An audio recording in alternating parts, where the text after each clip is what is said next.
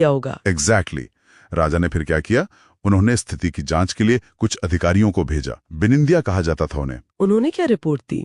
देखिए, स्रोत ये बताता है कि ये अधिकारी भी शायद ओखिराई के साथ मिले हुए थे। ओहो। उन्होंने जाके जमातिया लोगों को धमकाया। ओहो। नतीजा ये हुआ कि झड़प हो गई और वो बिनिंदिया मारे गए। अब तो स्थिति नियंत्रण से बाहर हो गई होगी। हाँ, इस घटना ने राजा बीरचंद को यकीन दिला दिया कि भाई जमातिया तो सच में भागी हो गए हैं। फिर राजा ने क्या कदम उठाया? पहले उन्होंने अपनी नियमित सेना भेजी, लेकिन वो असफल रही। जमातिया लोग जंगलों का फायदा उठाकर लड़ रहे थे, गुरिल्ला तरीके से। तो फिर जब सेना नाकाम रही, तब राजा ने एक कड़ा कदम उठाया। उन्होंने कूकी लड़ाकों की एक टुकड़ी भेजी। कूकी लड़ाके? हाँ, वो अपनी युद्ध कुशलता के लिए जाने जाते थे।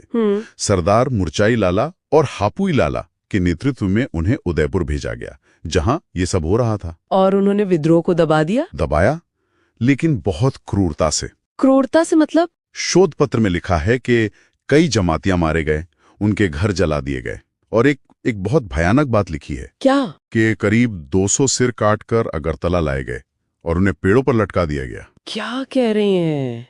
ये तो दमन नहीं, आतंक फैलाना हुआ। हाँ, शायद मकसद यही था, विद्रोह को पूरी तरह कुचलना और दूसरों को डराना। और विद्रोह के नेता का क्या हुआ? पारक्षी जमातिया? उन्हें पकड़ लिया गया, लेकिन बाद में राजा बीरचंद्र ने उन्हें माफ कर दिया। माफ कर दिया? इतनी बड़ी बगावत के बाद? हाँ, लेकिन एक शर्त पर।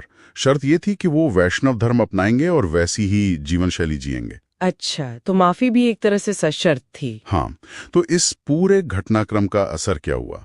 करीब 200 जमातियां मारे गए और शासक वर्ग और जमातिया समुदाय के बीच एक नफरत की गहरी खाई बन गई।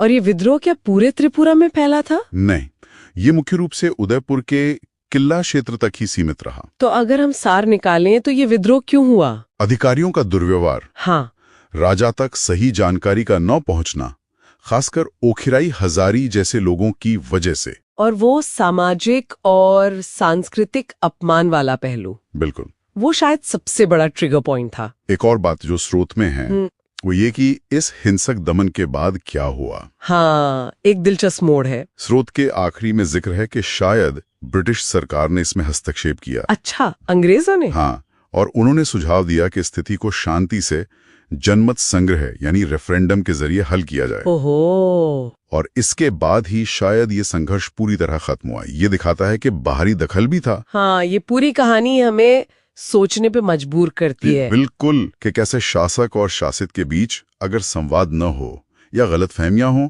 अफवाहें हों और